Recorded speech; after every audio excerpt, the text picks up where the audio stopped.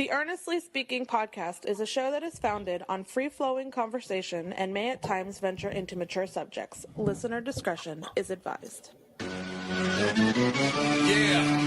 Earnestly Speaking podcast.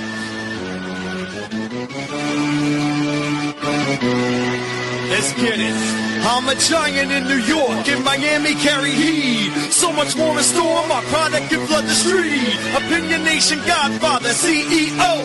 Puff in the late 90s, gon' see me blow. Oh. Got my hustle on, no imitation of bad. Army of untouchables, Opinion Nation staff. Never an off season, homie, check the numbers. Heart throbbing my own right, supplying southern comfort. Earnestly speaking, my ego is well fed. Earnestly speaking, you're too feeble and no threat. See, I'm like a hurricane, you're a mild breeze. Earnestly speaking, leaving Eli a dynasty. Shake!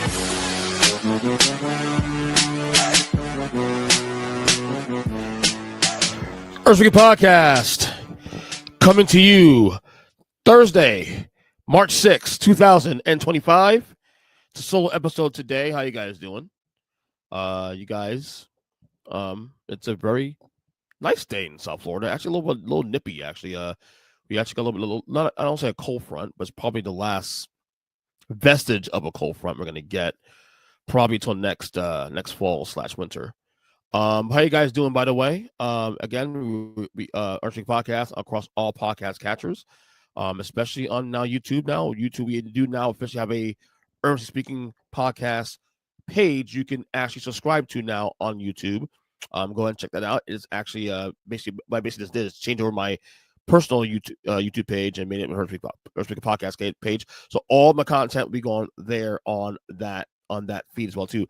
In addition to that, also too, if you follow me on TikTok at Earnest Christian, we have now officially also changed the TikTok page now to the official Earnestly Speaking podcast page on TikTok. So go ahead and check it out. Both sites, YouTube and TikTok.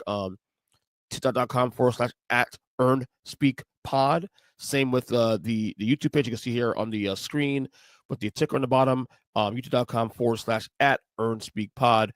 Glad for you guys to join us on this ride. We are definitely putting out some great content. We just a couple days ago we just did our first wrestling retro podcast in almost a year with Rob the Genius and DJ Minter, as we did a watch along on the 1990 Royal Rumble. We're gonna have more of those coming up, especially in the coming weeks as we come down to Wrestlemania. We got this as a preview. I know we're planning a Royal Rumble 2020 episode. I'm actually planning on doing a draft as well too on Wrestlemania main events for Retro Pod. We have a lot of good things planned for this feed. And I had announced in the last episode too. Also, all that the Retro Podcast, the Basketball Retro Podcast will be coming back very well. I say coming back. We only did one episode, I think, 2 years ago, and you didn't really stay on top of it. But all those shows now, which used to have its own podcast feed on the audio side, has now been merged onto this feed now. So if you listen to this podcast, and all those episodes are still existing, but they're all on this feed now. So you can check it out on this feed here, of course, on any podcast catcher, on Apple Music, on Spotify, Google Podcast, Amazon, you name it. We are there. Earnestly Podcast, the brand is moving forward. We are definitely doing some big things. Look out for that. Lots of content come down the pike, and I'm so excited to be doing this with you guys. And also, we're doing a lot more live shows, especially too. Also, although this show is not necessarily live in the moment, but there'll be a lot more live shows. We got a lot of good stuff coming in. I'm looking forward to continuing with that. But I want to discuss a couple things here in the pod. First and foremost, LeBron James on Tuesday officially became the first player in the history of the NBA to cross 50,000 total points between the season and the playoffs. As you guys know, LeBron James is already the all-time scoring leader in history in the NBA, passing Kareem Abdul-Jabbar last season for the all-time scoring record, not just in regular season, but overall. And I want to discuss LeBron because we've been talking on the podcast a lot in the last couple of weeks about the Lakers surging. They've been surging even before the trade of Luka Doncic happened a month ago, and they were surging then, and they're still having off the gas now. They are actually, I think they won like 8 in a row, I believe, not 8, 9 in a row. They're number 2 in the West right now currently. No one saw that coming. No one saw that coming at all. Again, I'll say it one more time. When initially the trade was done between Luka for Anthony Davis, my thoughts at the time was that the Lakers are making the decision to punt on this era. And LeBron, obviously LeBron will play his how many years left in his contract and whatever he may do, play that out, whatever happens. But at some point, the whole idea was bringing in a guy that you can reset at 25 years old, Luka Doncic, and you can actually plan the next 10 years of Laker basketball, as opposed to investing into the win now thing with Anthony Davis, who of course is obviously year to year with his health issues, and you see how his things are going in down now with a disaster. And yet here we are. Here we are now, where we are talking about a situation with LeBron and the Lakers that they actually could be title ready now. Now, I don't want to get ahead of myself. If you ask me right now, do I pick the Lakers to win the title this year? If you ask me my odds, I say I wouldn't bet on it. My ceiling for them, in my opinion, I believe, will be the conference finals. But it's not far-fetched to believe that if given the right matchups, situation, the way Luka and LeBron are playing together right now, it will not shock me if the Lakers find themselves in the finals against either Cleveland or Boston. Well, New York, if they get their shit together. Because what we're seeing with Luka and LeBron already, and this is also in the honeymoon phase, and they're still working things out. But Luka's starting to play better now. He's healthy now, and all that. It's not far-fetched to see the Lakers, at the very least, playing for the conference championship, and if not, for the championship as a whole. Again, not picking it, but it'll be far-fetched. And see what LeBron has been doing with this transition and how good he's been. I think one of the most underrated things we look past now this year, with all the things going on in the NBA, all the narratives, superlatives, all that, is that just how great still LeBron James is at age 40. LeBron James is still a top guy in the league at 40. I mean, he looks like almost like body-wise, he looks no different than he was 10, 15 years ago. You think about it. He looks in shape. Obviously, he takes care of his body, so that's obviously a thing. But, when we did my rankings this year, I think I had LeBron at 15 this year before the year started. We did, our top players rankings on the podcast back in October. And I think I had LeBron at 15. I'm looking up right now, actually. I'm looking it up right this second. So I had LeBron at 13 entering the year. So my top 10 this year, entering the year, I had Jokic at 1, I had Luka at 2, Giannis at 3, SGA 4, Joel Embiid 5, Anthony Edwards 6, Anthony Davis 7, Jason Tatum at 8, Victor Wembanyama at 9, and Steph Curry at 10. LeBron James right now this year is a top 10 player. LeBron James right now not only is a top 10 player, he can be considered a top 5 guy. Because, and here's the thing, the guys I mentioned on this list, you take out Embiid because he hasn't played, he's been able to play this year. You take out AD because he's been hurt. He's hurt now and probably out for the year now. Wemby just got hurt, although Wemby, when healthy, obviously it's a top guy as well too. Take those 3 guys out. The only guys I had on the list here was Jalen Brunson, Kevin Durant. Okay, and LeBron is outplaying those guys too. Also, I mean, again, Brunson and Durant having great years, but to see what LeBron is doing at age 40, and not only age 40, he is the guy. And people, and this is why, I hate the GOAT conversation thing with him and Jordan, because it's so annoying at this point. But it is interesting to have the conversation now, in a sense, because both guys' cases are for different reasons. Most people put Michael Jordan as the GOAT because he's 6-0 in the finals. He's not lost the finals. Okay. The folks who put LeBron in the conversation as the GOAT or the GOAT is based on the longevity thing. And I've always said my defense for this thing is this: Jordan number 1, LeBron 2.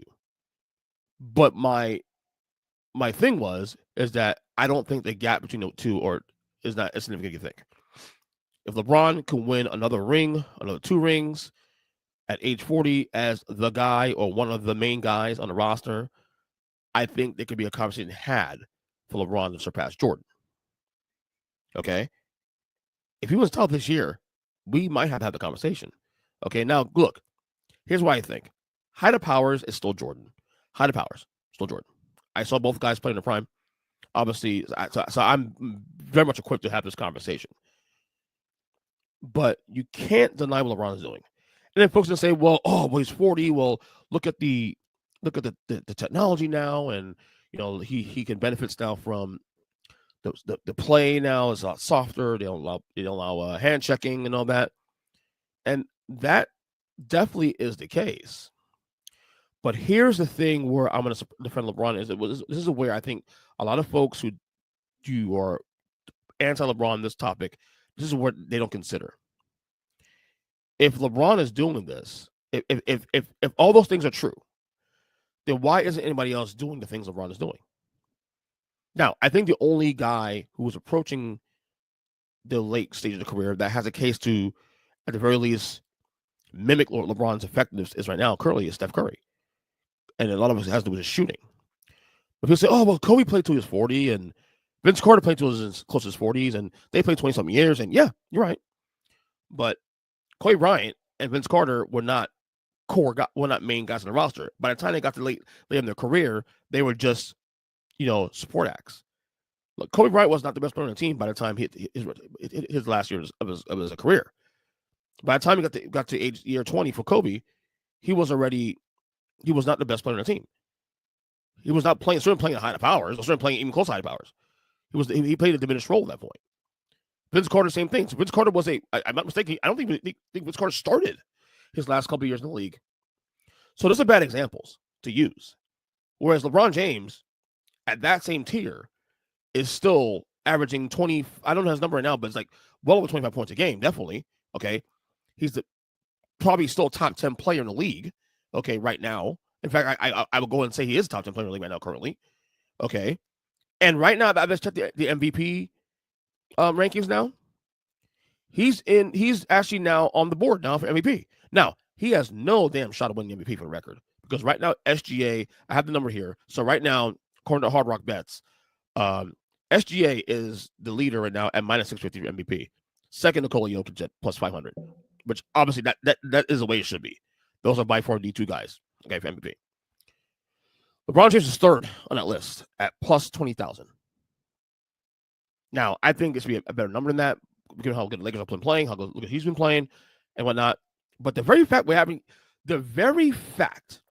we're even having a conversation about LeBron James being even considered for MVP, even on the board to bet money on for MVP right now, legitimately, ahead of Giannis and ahead of Jason Tatum, is asinine at this point. It's crazy, and it's good, and it's in a good way because it's deservedly so. So, and I tell you what, not necessarily going to happen, but if Jokic and SGA for some reason next month start fading a little bit, and the Lakers keep winning games and it keeps surging, those numbers are going to shift. Now, again, I don't think he'll win MVP, but the fact that LeBron James I'm stirring this thing right now. LeBron James is third in betting odds for MVP is crazy. It's crazy. Again, we have never seen this before. I'm pretty sure you've seen here now because LeBron, age 40, as an MVP candidate. Lakers are surging. Best player in the team still. Yes, he's better right now. I would put him over Luke right now because of the fact that he's been carrying this team. Okay, AD's been hurt a lot, and LeBron has been the guy. So the fact we're here with that is amazing, and I hope you guys continue to appreciate this because we're not going to see this again. Again, the only guy that has a case to maybe mimic something what LeBron's doing at this age is Steph Curry because of shooting. Maybe Kevin Durant. But, man, what we're seeing here is truly, truly, truly incredible. So, all right. Also, some sports news here on ESPN. Around the Horn, after 23 years, is getting the axe. We found out early in the week that Around the Horn will be canceled at the end of May. Very sad news because, look, I don't watch a lot of ESPN programming much anymore But when I did back in the day, when Woody Page and at the time Jay Mariotti and Kevin Blackstone, and it's a really good show, great debate show. It was definitely one of when I really got into media in the 2000s before starting this podcast. Those are the shows I used to watch all the time to get my daily intake and stuff. And I've cooled off. I was obviously watching it.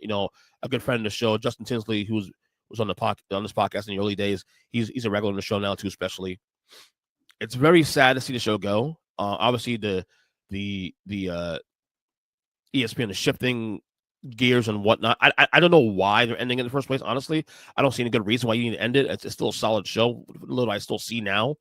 But it's their decision. It is what it is. But it will be missed. I still get worried that PTI will get canned, but PTI is still probably the best sports show out there, in my opinion, and most authentic. But Around the Horn, will be gone in May, and very sad day for that. All right, talk a little wrestling here. I actually wanted to do a pod last night with some of my guys here, but we're able to get that together. But obviously we did a reaction podcast on Sunday from Elimination Chamber with our own Rob the Genius. We discussed John Cena's heel turn and rest of Elimination Chamber. We had a Raw on Monday. And we got another swerve. Io Sky is now the women's champion. We all assumed that, Rhea will beat Io, and then we'll have the Rhea and Bianca Belair main event at WrestleMania. Well, not so fast, at least right now. Io Sky and Bianca is going to be the match at WrestleMania for the time being. A big swerve. And I'm liking what WWE is doing. I'm liking this Triple H booking here because we're getting some really fresh ideas. We're getting something. People say, it's too chaotic right now. Good. We have 7 weeks of programming to fill here. We need chaos. We need to figure out. We need to have a question mark about what's next. John Cena turning heel was a massive part. Obviously, a massive question mark. And by the way, he's not going to appear on TV, on WWE TV, for another 2 weeks. He won't address his heel turn until not this coming Raw on Monday, but the following Monday. So they're letting this thing breathe now. This whole heel turn, it's still now 5 days out being talked about still at a heavy rate. And it's amazing. And there's no point in WWE trying to rush anything and trying to force things down. No, like, okay, Cena has to be on TV now. No. Why? Let it cook. He dropped the mic. He did the turn. Press conference after the event. He came there, took the microphone, and dropped it and left. That's what you want. You want long-term storytelling, and let this thing play out and cook. Everybody's still talking about it. There's no need to rush Cena on TV. Everybody's like, you got to wait 2 weeks for him to talk. No, good. Let it cook. Let it cook a little bit. Because people are thirsting to hear him, but you're not going to hear him for another 2 weeks, which is fantastic. I love it. So Triple H booking right now, they obviously you're trying to match what they did last year to build WrestleMania last year, which obviously was incredible, with the final boss and The Rock and all that. And now we have this.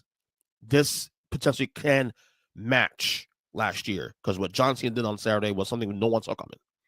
It was on the board, yes, but it was one of probably the lowest odds of Cena turning heel on Saturday. Was actually one of probably the thing that no one saw coming at all. But like I said, the build is great. The women's like I said, women's division is kind of, we know what's going on now. We got Io and Bianca. Maybe is Bianca going to turn heel problem down the road soon? Who knows? That situation with her and Jade and Naomi, that's up in the air. Who knows? And again, I'll say what, like I said on the podcast on Sunday with Rob. With all this stuff with Cena and Seth and CM Punk is going to be on Raw next week, fighting in the cage match on Raw. All this going on, and nobody is talking about Roman Reigns. Like, where does Roman fit in all this? Again, where does Roman fit in all this? And again, this is the beauty of what we have here. So let's build WrestleMania. And by the way, one reason why I love the fact that the Cena thing is cooking a little longer is because, and we touched on this a little bit on that pod as well too with Rob, but it has continued since then, that the conversation about, is this heel turn better or as good or worse than Hulk Hogan's heel turn at Bash at the Beach in 1996. And once again, I'm going to say that as great as his heel turn was, and even with time with a little bit of time now. There's not enough hindsight yet on this because obviously with the Hogan one, you have 29 years now hindsight, whereas here we have 5 days. Even with shock value, Hogan still wins that battle. If you're looking at the better story is yet to come. The NWO story was good for the first year and a half, and then, as I always said, that to me, the NWO angle took a shit after Starrcade 1997 when Sting and Hogan, that whole matchup. Not that the match was bad, but the ending was dreadful. And ever since then, to me, the whole thing died with that. And then you do the Wolfpack thing, which I hated. Of course, I'm probably the minority in that one, but the whole NWO splitting Wolfpack and Hollywood. Always hated that angle. Always hated it. Never been a fan. Wasn't a fan of Real Time, and I certainly hate it now. So the NWO, obviously, the Impact. Hogan's going to win that no matter what, because whereas this Cena thing, and look, the Cena thing's a big deal because it's being talked about on media. Major League Baseball had something on their social media socials about this week. The NFL's been talking about it. ESPN's talking about it. A couple other top publications are talking about it. It's made news. And it's rightly so. Cena's a star, not just in wrestling, but also in Hollywood now. But Hulk Hogan's heel turn impacted an entire industry, not just the industry, not just the company he was in, but the other industry by other companies by proxy. The Monday Night Wars did exist. It was less than a year old when that turn happened. However, the Monday Night War didn't become a war really until that turn happened. Okay, you don't get the Monday Night Wars without Hogan turning. You don't get the Monday Night Wars without you don't get Attitude Era without Hogan turning. So Hogan's turn impacted an entire industry. It put it on his axis, and this is why when I know we have a lot of opinions about Hulk Hogan these days, and rightly so. I'm in the same boat. Love Hulkamania, love Hulk Hogan, can't stand Terry. Okay, but what is fact is that he flipped an entire industry on his axis. Okay, that's why he is, in my opinion, the greatest of all time. Okay, for that reason alone, greatest heel, greatest face, arguably. Okay, better story, I'll give Roman that one. Between Hogan, Cena, and Roman, Cena's obviously still fresh, but Roman's the better story 5 years out because the NWO story after that first year and a half, it went to shit. But we'll see. I think the Cena Hogan thing, it's still too early, but I don't think anyone's ever going to beat Hogan's turn because of what it did in the moment, what it did as a result business-wise, not just for WCW, not just for WWF, but everything as a whole. Everything changed. And that was the trigger point. You probably don't get Stone Cold Steve Austin and them going as extreme as they did a year later without the Hogan turn. It's that simple. And the thing is, you don't have to like Hogan to acknowledge that. But you have to acknowledge the fact that is what it was. The facts don't change that. Your feelings don't change that. Those are facts in discussion. So Hogan's heel turn still by far the biggest of all time. Okay. All right. A couple more things to get out of here. You guys may have noticed now. Granted, I did a podcast with my buddy Mark last week, and we talked a little politics. But I have actually on purpose toned down the political commentary on here, just because, again, burnout. I think I mentioned this before in the podcast. It's going to be true. I've backed away watching on my regular podcasts. I normally would listen to on a daily basis. I haven't listened to those shows in probably about a month, maybe longer, on a regular basis anyway. Like I said, I'm letting things play out, see what it may. Mental health wise, I just want to stay away from it. It's burnout. People close to me are saying, why don't you talk about this stuff on the podcast like you used to? I go, because I'm just burnt out and I don't want to talk about it. I just want to talk about it now. I talk about when it makes sense. Now, granted, I say that, but I did do a podcast with my buddy Mark last week, but we let him drive that episode in a sense, and he spoke his piece, and I said what I had to say on that. But to make it a regular thing of content, look, there will come a day where I'll probably get back to talk about it more regularly. But I just want to enjoy life. I just want to, enjoy sports and wrestling and so many things right now that I just want to put my energy into right now, and I'm okay with that. So people have asked me why have I turned on that content lately. It's because I just honestly I just need a break from it, because real life. I'm gonna keep it real with you guys. Real life sucks. Real life sucks. All right, and whether you love or hate the current president, because I know I have a lot of followers of this podcast who are both equally hate the president as much as they love the president, and that's your right. It's just right now we're now in really, I thought 2017 was polarizing. I think 2025 is even more polarizing. So we're in polarizing times right now, and I want to contribute commentary that's positive to it, that's productive, and me shouting down whoever may be and sides and all that is not productive at all.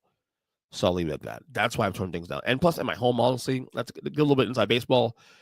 My wife and I, who we do agree with each other politically for the most part, when we are agreeing with each other and still fighting about stuff about politics, that's a problem. Okay, I'll leave it at that. Updated concerts for me. I mentioned to you guys that I'm going to see Deftones this month. I'm going to see Metallica in June. I'm planning on New York / New Jersey to see System of a Down with Korn. That's a big one for me. Updated shows. I also added. I think I told you I'm going to MJ Musical as well here in Fort Lauderdale. In April. I'm also planning on seeing Disturbed again for a second time in 2 years. Going to be seeing them next month. They're playing the entire Sickness album, Down to Sickness album. Which is the only reason why I'm going. I like Disturbed. I'm not like a mega fan, but I do enjoy them. They put on great shows. I've seen them twice already in concert. But they're doing the entire Sickness album, their debut album, to celebrate the 25-year anniversary of that. And so I plan on going to that show in April. And then Pantera's coming to down here, West Palm Beach, in September with Amon Amarth. Now Pantera. Now worth noting that Pantera is also opening for Metallica at the show I'm going to in June. So I'm going to see Pantera twice this year, most likely. One as an opening act, and the other one as a headlining act. So it should be interesting to see that. My wife has sent me a thing too, also a couple days ago, that The Offspring is coming as well too in July. A show that I told her I would like to go to. So that's another show updated there. So right now I think if I'm not mistaken, starting this month, I have a concert that I'm dedicated to going. I think outside of May, that I'm dedicated to going from now until through September. And who knows if not more, because now the bands and artists are starting to add more shows to the tours. And, cause I remember saying a couple weeks ago, like, there's no good shows coming other than the ones I mentioned. And all of a sudden you see more and more shows being added and more festivals being announced and all that. So that's what's going on for me, concert wise, updated there for you.